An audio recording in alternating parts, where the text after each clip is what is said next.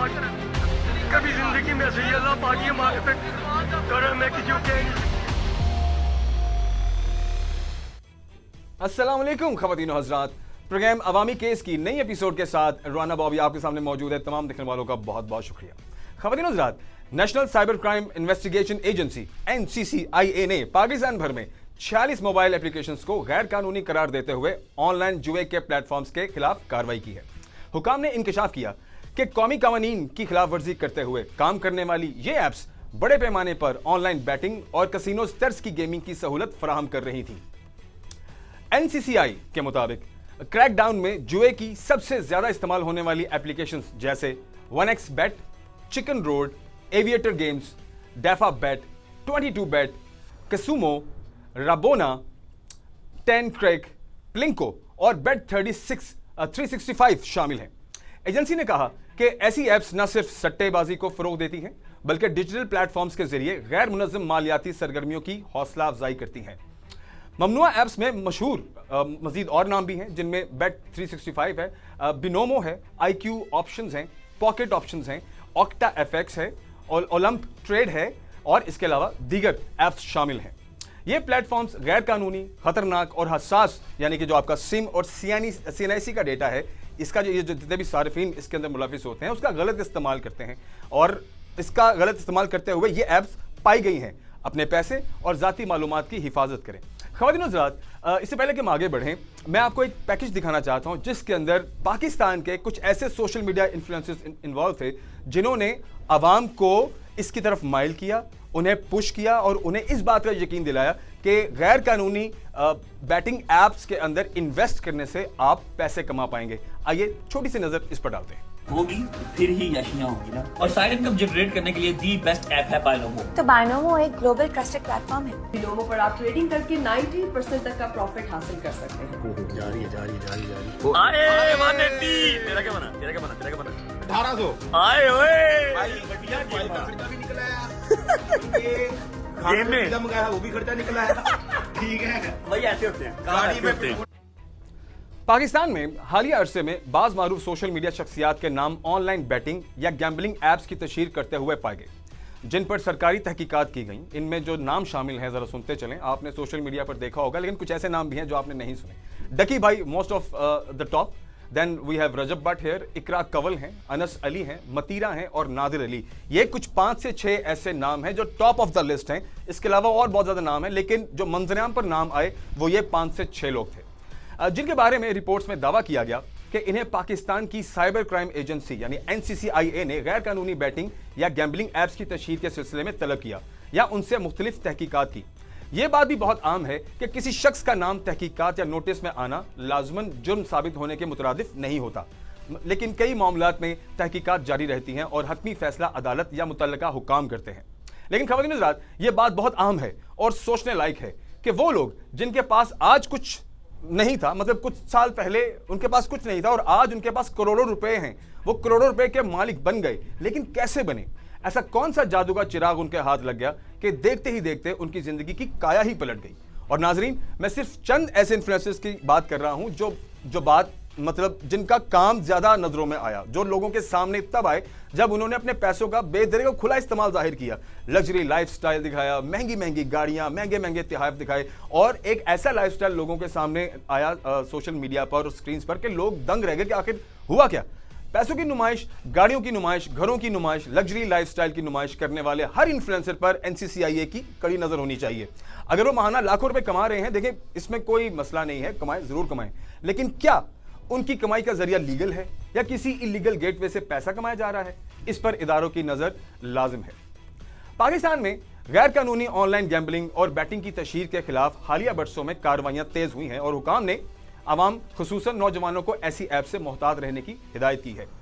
NCCIA की तहकीकात का बुनियादी नुक्ता यह था, मतलब जब यह सारा मामला हुआ है, जब डकी भाई को पकड़ा गया, तो जो एक बुनियादी बेस, मतलब जो बेस बनाएगी केस की, वो ये थी कि बाद सोशल मीडिया इन्फ्लुएंसर्स ने मुबैना तौर पर गैर कानूनी ऑनलाइन बैटिंग, गैम्बलिंग और गैर रजिस्टर्ड सरमायाकारी ऐप्स की तशहीर की, जिसके नतीजे में नौजवानों और आम सारिफिन को इन प्लेटफॉर्म्स पर रकम लगाने की तरगीब मिली। ये वही बात है जो मैंने शुरू में कही थी कि इनको पुश किया गया, इनको मेंटली प्रिपेयर किया गया कि देखिए जी, अगर हम भी इतनी लग्जरी लाइफ कमा रहे हैं तो this is the reason behind that.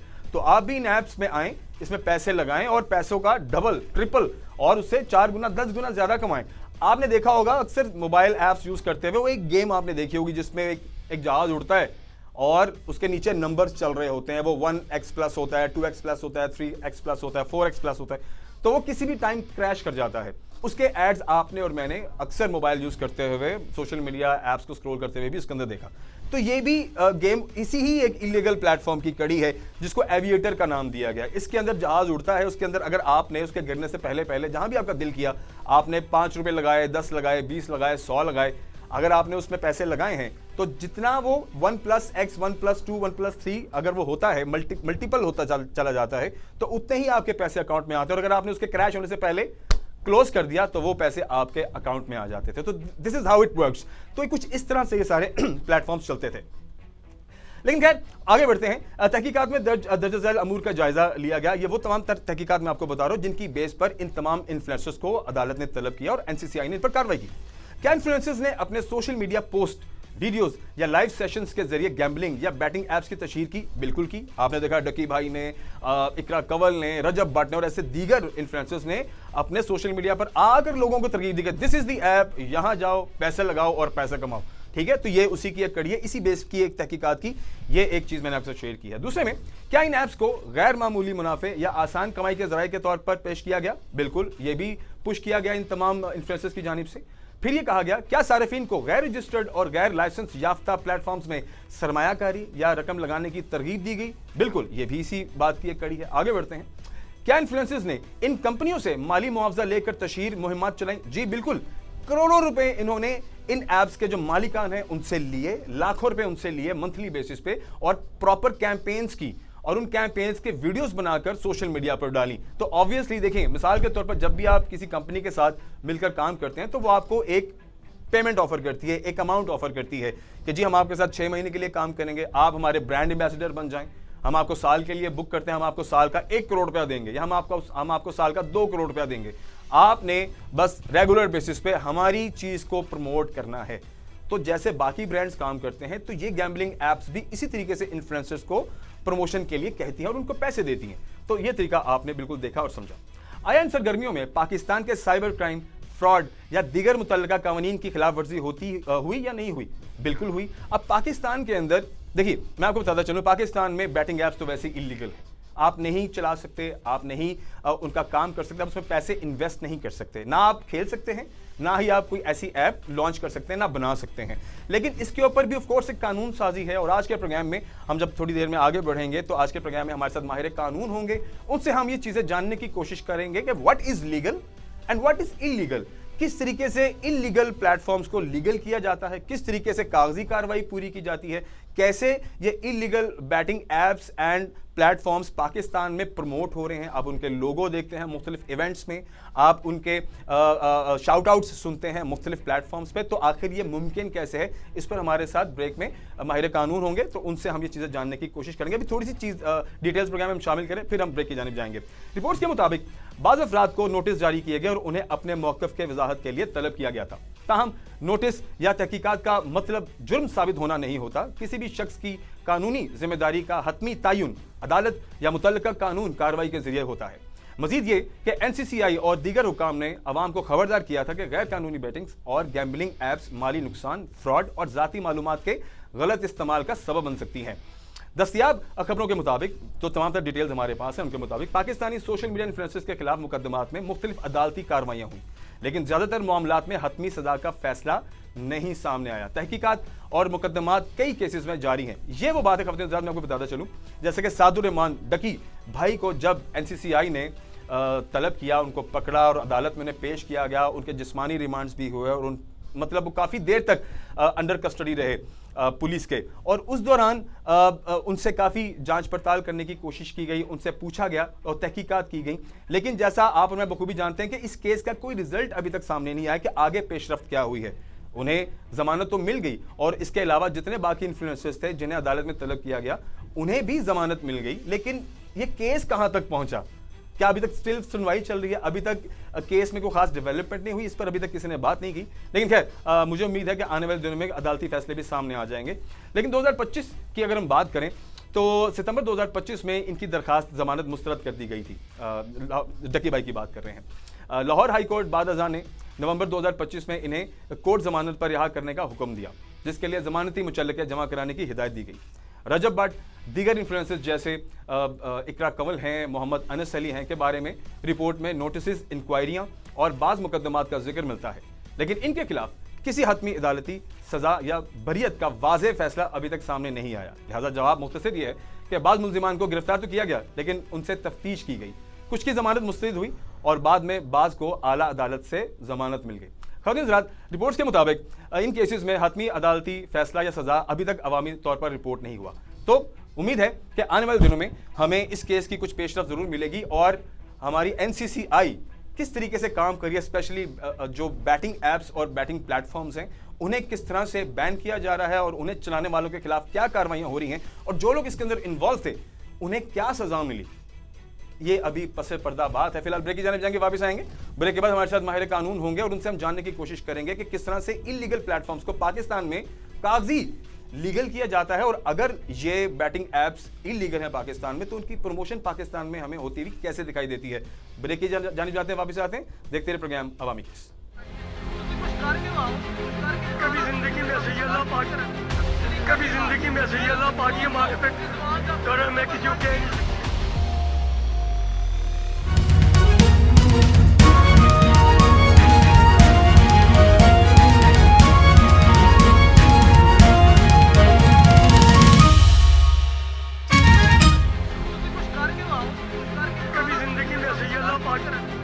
कभी जिंदगी में ऐसे अल्लाह पाक ये मांगते करम है कि जो कह नहीं सकते।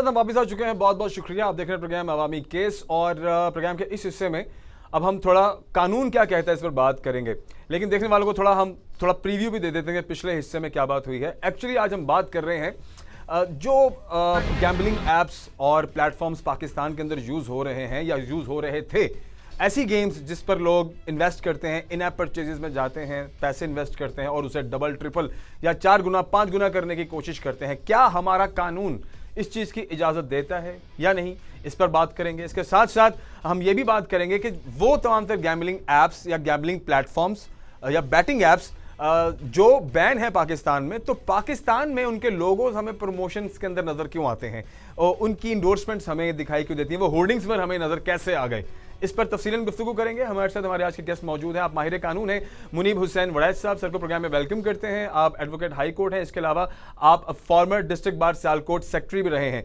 सर को वेलकम करते हैं। सर कैसे हैं, ठीक ठाक हैं? जी वालेकुम सलाम जी, बहुत शुक्रिया and thank you very much for having me on the show. Thank you very much, pleasure is ours. अच्छा मुनीब भाई, ये बताइए सबसे पहले, ये बड़ा इंपॉर्टेंट है जानना सबके लिए कि सोशल मीडिया इन्फ्लुएंसर्स पर बैटिंग ऐप्स और ये जो बैटिंग वेबसाइट्स की तशहीर पर जो तहकीक अभी तक हुई है, वो स्पेशली इस बार ही अचानक ही क्यों जरूरी लगी? इतने अरसे से ये मामला चल रहा है, अभी क्यों जरूरी लगा? जी सबसे पहले तो मैं आपको एक ये बता दूं कि जो डिफरेंस है बैटिंग एप्स एंड ये जो ऑनलाइन बैटिंग एप्स अब आजकल स्टार्ट हैं मार्केट में, आप देख रहे होंगे, सोशल मीडिया पे देख रहे होंगे, सोशल मीडिया इन्फ्लुएंसर्स के आजकल केसेस भी काफी चल रहे हैं जो सोसाइटी ने, पाकिस्तान ने देखा। इसका और ट्रेडिंग का एक डिफरेंस है, ठीक है। मैं आपको पहले ये इसमें थोड़ा सा वाज़ेह कर दूं कि ट्रेडिंग एप्स भी मौजूद हैं पाकिस्तान में और ये गैम्बलिंग और बैटिंग एप्स भी अब ऑनलाइन पाकिस्तान में आ चुकी हैं। हाँ जी, ये कंफ्यूजन है लोगों को वैसे इस मामले में। जी मैं यही अर्ज कर रहा हूं कि हमें सबसे पहले तो इनको बाइफरकेट करना है, डिफरेंशिएट करना है कि what exactly are the trading apps और what are the betting and gambling apps. Please major difference मैं आपको ये बता देता हूं, मैं मेजर डिफरेंस का बताता हूं आपको कि ट्रेडिंग एप्स जो हैं वो गवर्न की जा रही हैं, रेगुलेट की जा रही हैं under the laws of the land, state bank के तहत उनको रेगुलेट किया जा रहा है, एफपीआर के तहत, सिक्योरिटी एंड एक्सचेंज कमीशन के तहत। जबकि जो गैम्बलिंग एप्स और बैटिंग एप्स की आप बात कर रहे हैं, जो हमारी सोसाइटी इस टाइम सोशल मीडिया के इन्फ्लुएंसर्स के इन्फ्लुएंस में आके इससे बहुत ज्यादा अट्रैक्ट भी हो रही है। मैं आपको ये बता दूं कि ये एप्स जो हैं किसी भी लॉ के तहत गवर्न नहीं की जा रही पाकिस्तान में, रेगुलेट नहीं की जा रही और ये इलीगल और अनलॉफुल हैं। हमारे जो स्टेट के लॉज हैं which are the Prevention of Electronic Crimes Act 2016, अब उसमें अमेंडमेंट भी काफी आ चुकी हैं और अब काफी सख्ती की जा रही है, जैसा कि आप कह रहे हैं कि गवर्नमेंट ने इसको मैसिव लेवल के ऊपर इसके खिलाफ क्रैकडाउन शुरू किया। पीछे सब देखा भी, सोशल मीडिया पे भी देखा गया और इसमें न्यूज चैनल्स पे भी चलता रहा कि कुछ जो इन्फ्लुएंसर्स थे, यूट्यूबर्स थे, टिकटॉकर्स थे, वो सोशल मीडिया पे उनका अरेस्ट भी हुआ, FIRs भी हुई और अब उसमें उनके ट्रायल्स भी चल रहे हैं। उसकी रीजन सर ये है कि ये एक मैसिव लेवल के ऊपर इन एप्स के थ्रू, जो बैटिंग एप्स और ये गैम्बलिंग एप्स हैं, इनके थ्रू मैसिव लेवल पे लोगों को डिप्राइव किया जा रहा है उनके एक हार्ड अर्न मनी से। जी ठीक है। को society at large, public at large को इसका डिफरेंस नहीं मौजूद और वो बड़ी दफा बड़े इनोसेंट लोग इन ट्रैप हो जाते हैं इन एप्स में। जी इन एप्स में ट्रेडिंग ऐप को कंफ्यूज करके इन पे ट्रैप हो जाते हैं। ट्रेडिंग ऐप पे हमेशा आपको कोई कमोडिटी मिल रही है, कोई करेंसी है, उसके पीछे कुछ ना कुछ है और वो गवर्न की जा रही है, रेगुलेट की जा रही है under the law of the land. ठीक है। जबकि ये जो गैम्बलिंग एप्स हैं, मैं ये अर्ज कर दूं सर, ये फॉरेन ज्यूरिसडिक्शन से सारी एप्स रन हो रही हैं। पाकिस्तान से ये एप्स कोई रन ही नहीं हो रही।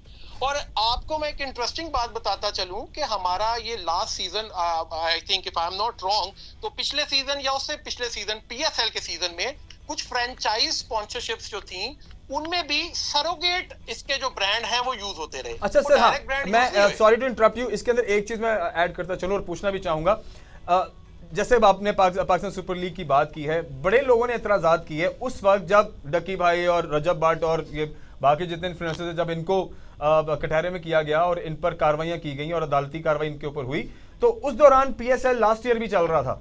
ठीक है, तो वो फिर कंफ्यूजन लोगों के दिमाग में जरूर रही कि अगर बैटिंग एप्स और प्लेटफॉर्म्स पाकिस्तान में इलीगल है और उसकी तशहीर भी इलीगल है, then how is that possible? अच्छा, एक चीज मुझे प्लीज बताइए, जैसे मिसाल के तौर पर 1x बैट है, ठीक है, जो हमें पाकिस्तान में उसका लोगो नजर आता है, ठीक है, और जैसे 1 विन है और इसी तरीके से बाकी एप्स हैं, इनके लोगोस को जो आपने वर्ड यूज किया, काइंडली मुझे बताया वो एग्जैक्ट वर्ड क्या है?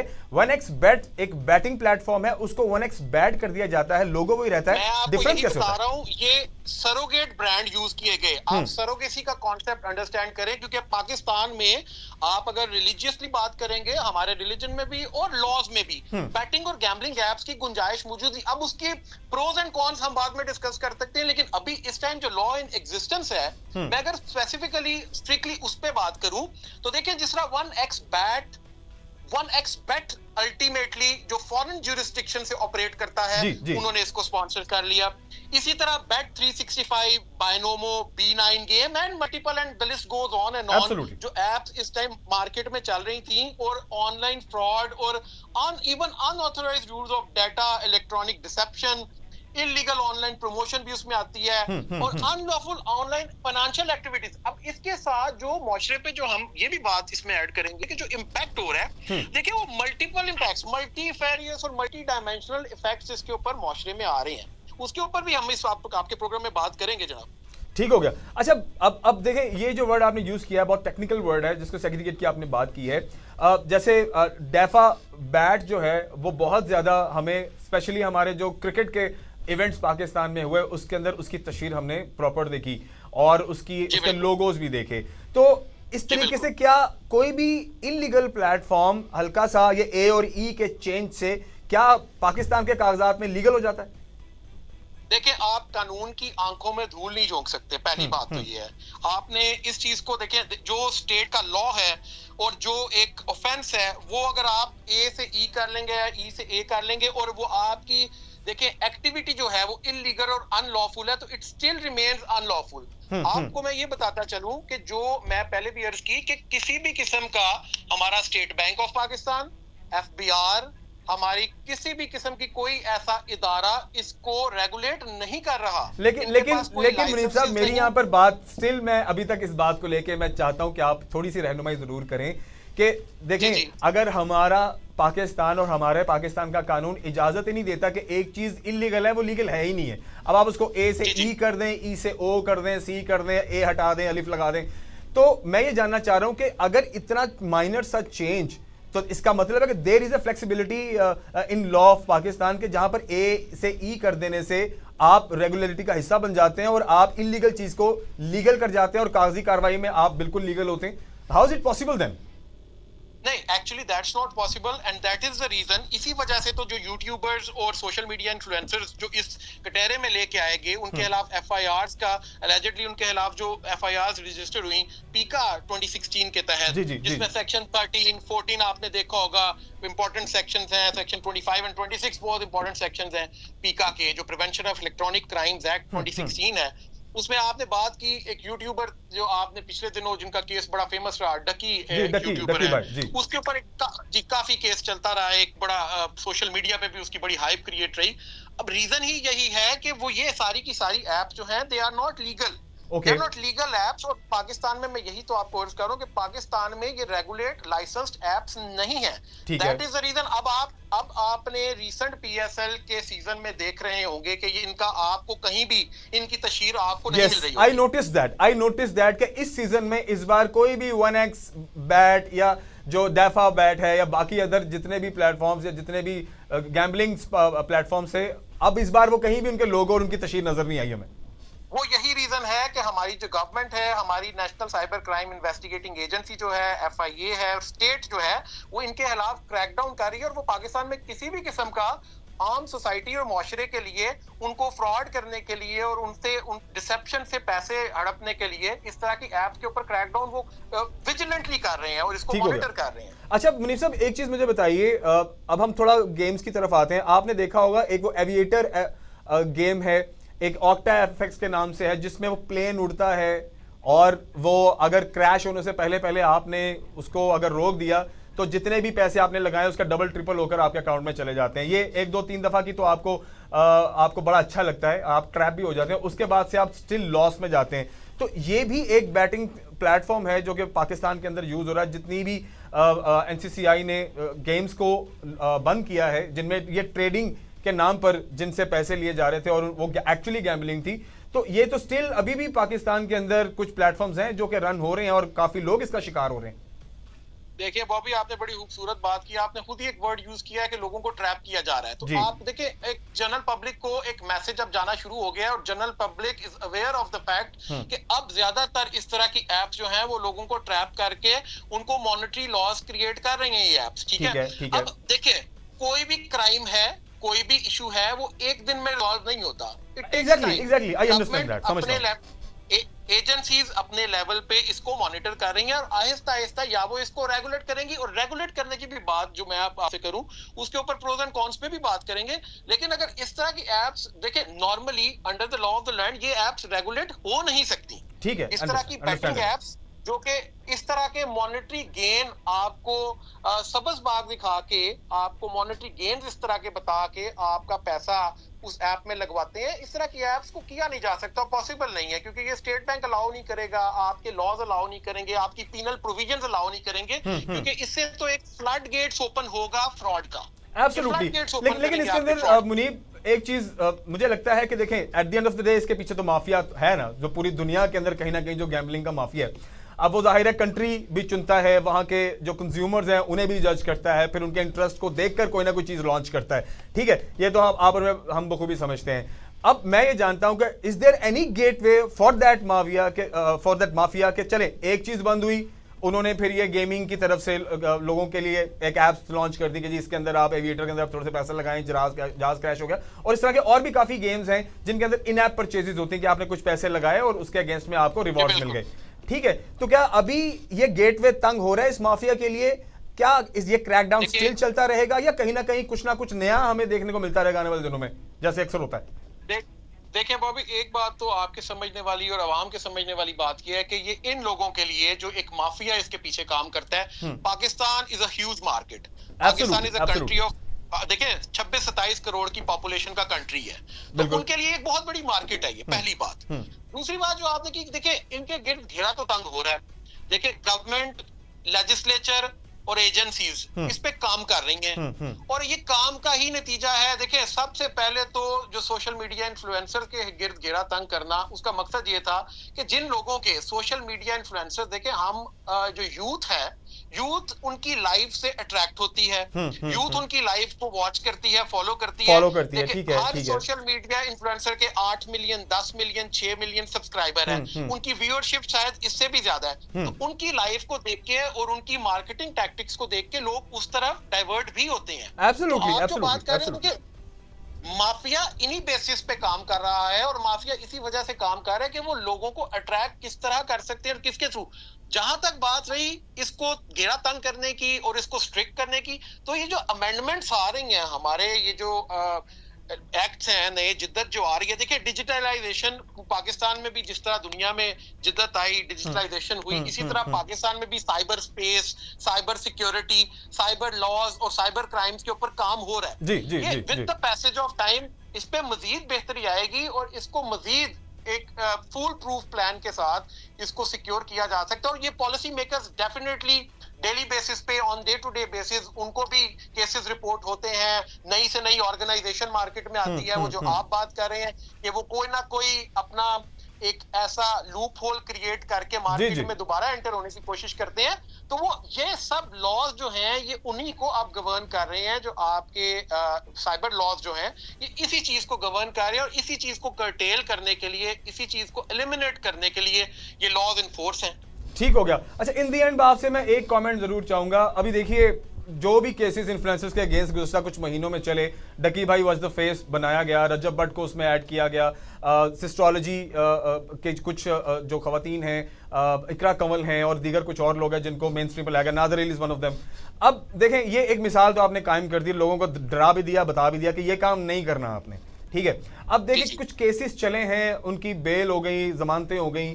अब मुझे थोड़ा बताएंगे ये जो केसेस हैं ये किस जानिब जाएंगे, क्योंकि अवाम अभी भी इंटरेस्टेड जानना चाहती है कि क्या इनको सजाएं मिलेंगी, क्या इनको जुर्माने होंगे, क्या होगा आने वाले दिनों में। कुछ ऐसा जरूर बताइए इन केसेस के हवाले से, ताकि लोगों तक पैगाम जाए इस हवाले से।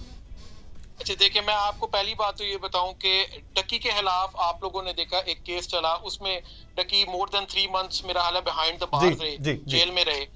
अब बात यह है कि बेल हो जाना इज नॉट समथिंग कि आप कहें कि बेल हो गई तो ये अब केस खत्म हो गया। देखिए, अभी डकी भाई पे भी एलिगेशंस हैं। आपने एलिगेशंस देखने हैं कि कोर्ट में वो एलिगेशंस प्रूव होते हैं या नहीं। वंस अगर वो कोर्ट में, क्योंकि उनका ट्रायल पेंडिंग है, चार्ज फ्रेम हो चुका है as per my knowledge and information, Ducky के खिलाफ चार्ज फ्रेम हो गया है उस एफआईआर में और अब वो ट्रायल फेस कर रहे हैं। कोर्ट में एक एविडेंस होगी, एविडेंस के बाद जो हमारे जज साहब हैं वो एक फैसला देंगे।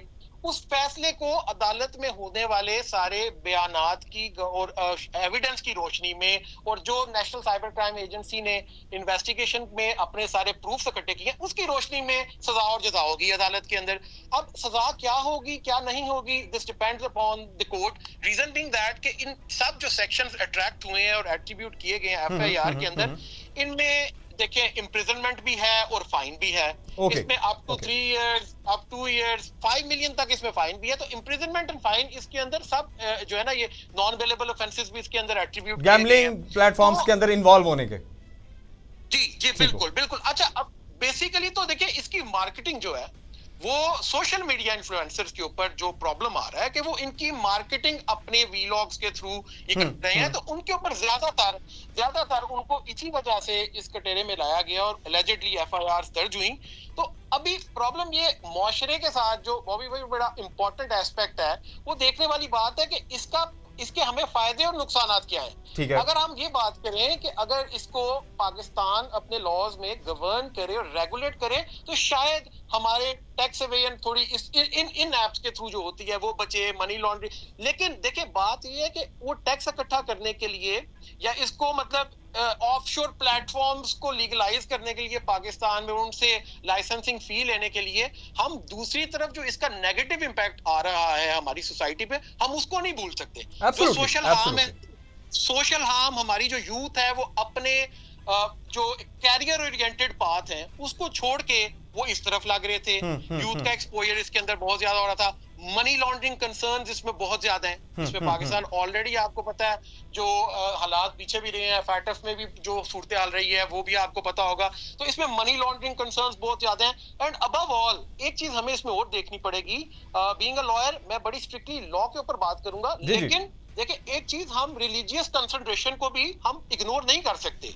हमने रिलीजियस कंसंट्रेशन भी देखनी है कि पाकिस्तान जो कॉन्स्टिट्यूशन है उसमें रिलीजियस एंड सोशल वैल्यूज हमारी क्या है। एब्सोल्युटली एब्सोल्युटली लॉ को बनाते हुए ये भी हमने देखना है कि वो लॉ वेदर पाकिस्तानी रिलीजियस और सोशल वैल्यूज हैं उनके इन लाइन है भी या नहीं। ठीक है, तो ठीक है। ये जो बेसिकली बैटिंग और गैम्बलिंग एप्स की जो आप बात कर रहे हैं, ये मेरा ओपिनियन है। ये देखें जी, हर एक डिफर कर सकता है, हर एक का ओपिनियन है। My opinion and my take is कि ये जो बैटिंग एंड गैम्बलिंग एप्स हैं ये मोस्टली हमारी जो यूथ है ना, जो आने वाला हमारा सारा मुस्तकबिल है, ये short way to gain and collect money वाला काम है ना।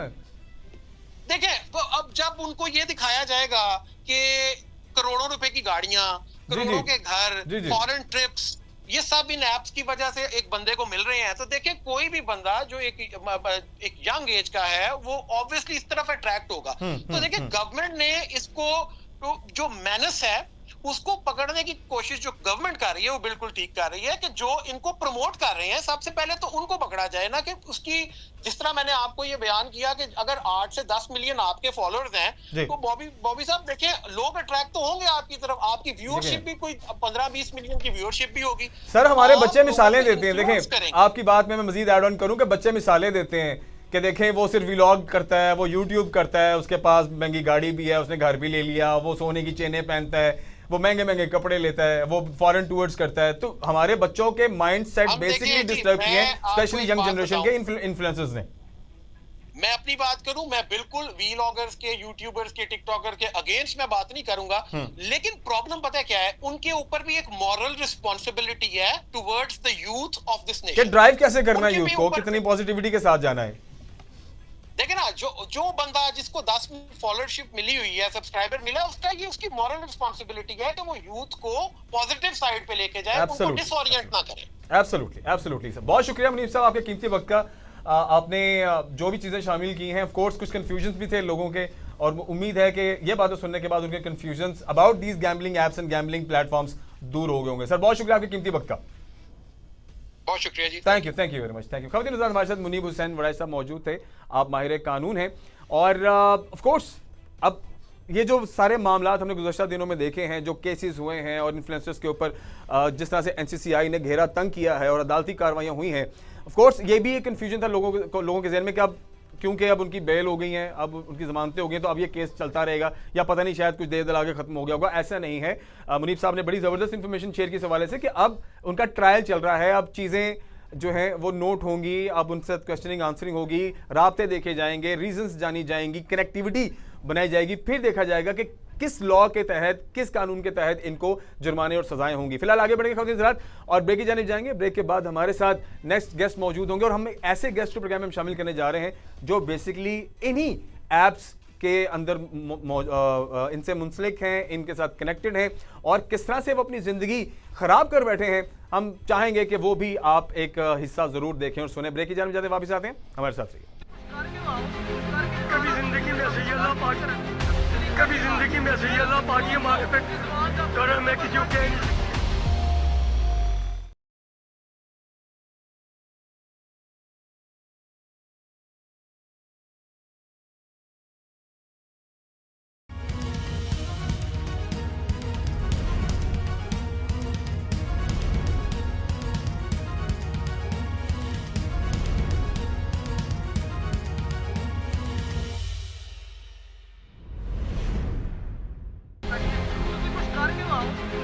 कभी जिंदगी में ऐसे अल्लाह पाक, कभी जिंदगी में ऐसे अल्लाह पाक ये मार्केट कर मैं किसी को कह नहीं।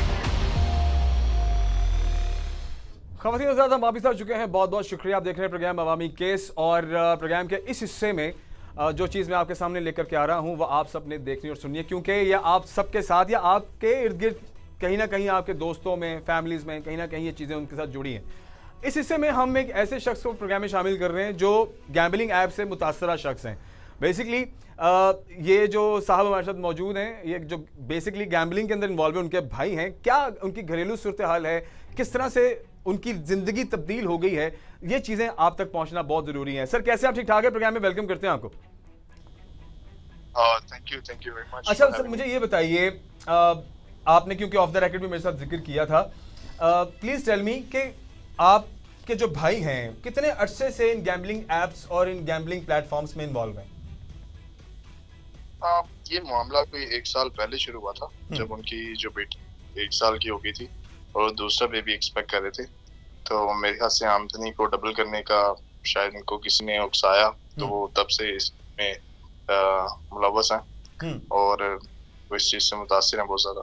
अच्छा, और ये पहले घर में बैठे गेम शेम्स खेलते थे, मतलब गेमिंग वगैरह करने की उनका कोई शौक था ऐसा?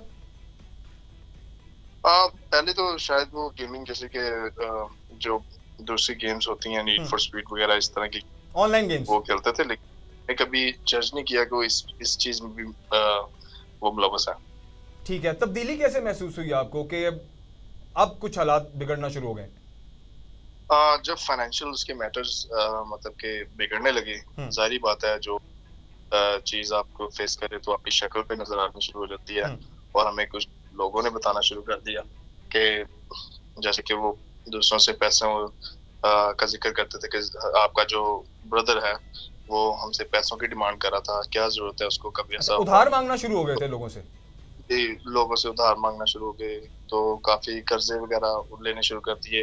हालांकि उनकी एज जो है वो तकरीबन कोई 36-37 है और दौरान कभी उन्होंने ऐसा काम नहीं किया था, लेकिन लास्ट ईयर से ये चीजें बहुत ज्यादा शुरू होने लगी। तो इसलिए फिर उनसे हमने बात की कि व्हाट एग्जैक्टली गोइंग ऑन। तो फिर उन्होंने मतलब के बताया कि मैं इस चीज से बड़ा वो मतलब डिस्टर्ब हूँ। तो उन्होंने तो अच्छी जॉब कर रहे हैं, मतलब उनकी जरा जॉब के बारे में बताएं कि कितनी माहाना आमदनी रही है उनकी, कि उनको इतनी जरूरत महसूस हुई कि अपनी आमदनी को डबल करने के लिए वो इस हिस्से का इसका हिस्सा बन गए। कितनी को उनकी आमदनी रही है अब तक? उनकी ना 1.5 लाख की सैलरी है, तो उसमें ही नॉट बैड इन दैट। आजकल के दौर के अंदर चले 1.5 लाख कोई बुरी इनकम तो नहीं है माहाना। हाँ, लेकिन फिर भी वो शायद किसी के कहने पर या किसी ने उसको बताया कि आप ज्यादा कमा सकते हैं या क्या, आई डोंट नो। कौन सी गेम के अंदर इन्वॉल्व रहे हैं वो जरा बताएंगे? उसका नाम है 6 इस तरह करके है, 6 सिग्मा इस तरह करके है और रॉयल के नाम से है। आपने देखी है क्या उसके अंदर क्या होता है, किस तरह की गेम है वो? जब हमने उससे बात करनी शुरू की तो उसने हमें बताया कि एक कोई जहाज होता है, वो जैसे फ्लाई करता है तो आपने वो जहाज को लॉक करना होता है उसके क्रैश से पहले उसके क्रैश से पहले आपने लॉक करना होता है। और जैसे जैसे वो जहाज उड़ रहा होता है तो वो आपकी जो रकम आपने मतलब पुट की होती है उसको मल्टीप्लाई कराता है। और अगर आपने उससे पहले लॉक कर दिया तो वो रकम आपको मसूल हो जाती है।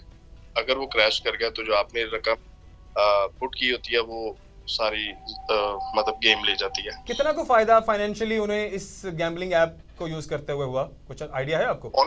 ऑनेस्टली हमने कभी फायदा तो देखा नहीं है, लेकिन जो चीज हम समझते हैं वो ये है कि शायद उसने फर्स्ट टाइम जब कुछ पैसे हारे तो उसने दोबारा लगाए ताकि वो जो पैसे हारा है वो वापस रिकवर हो सके। तो मेरे इसी कश्मकश में रिकवरी के चक्करों में उसने अपनी मेरे ख्याल से जो हमने एस्टिमेट किया था वो 20-25 लाख रुपया वो हार गया हुआ है। अराउंड 2.5 मिलियन के करीब वो लगा चुके हैं अभी तक और वो लॉस कर चुके हैं जी 1 साल के अंदर। तो क्या है उनका बिहेवियर? अभी इतना डेप्थ हो चुका है, मतलब अगर 25 लाख आप हार भी गए और इसके अंदर मेरे ख्याल से उनके अपने पैसे भी होंगे, शायद उन्होंने उधार भी लिए होंगे इसके अंदर पुट करने के लिए, तो क्या उनकी क्या मेंटल कंडीशन है, फिजिकली कैसे हैं, घर में क्या रवैया उनका, जरा ये भी बताएं। Is totally a different person. वो अभी बिल्कुल एक अलग पर्सनालिटी के तौर पर हमें नजर आते हैं।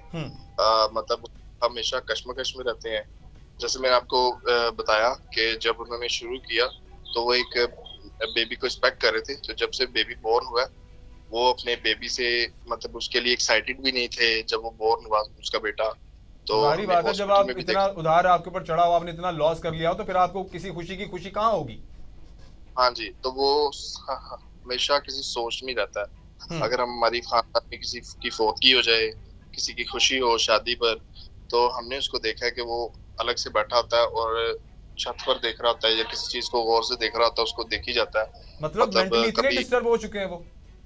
हाँ, और जब हम, अब जाहिर बात है ये इफेक्ट जो है फैमिली तक भी आते हैं। एब्सोल्युटली। तो जब हमने जब उसकी मतलब के इंसल्ट करना शुरू की, उसको डांटना शुरू किया और उसको समझाना शुरू किया, हार्श उसके साथ लैंग्वेज हमने शुरू की, तो अपने बाल नोचता है, कभी दीवार को पंच करता है, कभी मतलब अजीब अजीब से बिहेवियर है उसके, और बिना किसी बात पे छोटे बच्चों पर भी वो शाउट करना शुरू कर देता है कि अपनी फ्रस्ट्रेशन जो है ना वो किसी तरह निकाल सकूं मैं।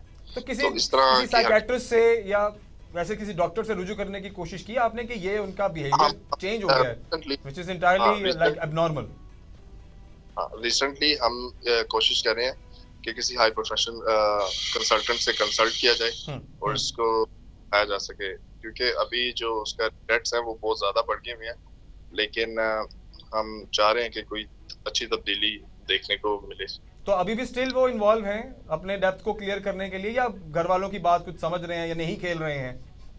आई एम नॉट श्योर कि अभी वो कर रहे हैं, लेकिन हमने लास्ट मंथ उनके साथ बहुत देर तक, बड़े दिनों तक हमने उसके साथ बात करनी शुरू की और आकर हमने समझाने की कोशिश की। और जाहिर बात है जो इंसान इस चीज में मुलव्वस हो, चाहे वो नशा हो, चाहे कोई भी बुरी चीज में हो, कस्में खाना शुरू कर देता है कि आइंदा ये नहीं होगा, आइंदा ये नहीं होगा। तो वी बिलीव कि वो कस्में सच्ची हो और इस पे वो मतलब के काम करना शुरू करेंगे। तो रिसेंटली कुछ ऐसी हैपनिंग देखी आपने कि उन्होंने फिर दोबारा से खेलने की कोशिश की, और क्या मामला हुआ ये भी बताएं। रिसेंटली मैंने नहीं देखा कि कोई रिसेंट चीज हुई हो, लेकिन रिसेंट का मतलब यही है ना कि कुछ दिनों पहले। लेकिन लास्ट मंथ जब उनकी सैलरी आई तो काफी हमने मतलब के हंगामा वगैरह देखा, क्योंकि उनकी वाइफ और वो जो है वो बिल्कुल लड़ते रहते हैं और इसी वजह से, क्योंकि सारी आमदनी जो है वो इस चीज पे लगा देते हैं। मतलब सारी आमदनी, अपनी सारी मंथली इनकम जो है वो बैटिंग पे लगा देते हैं?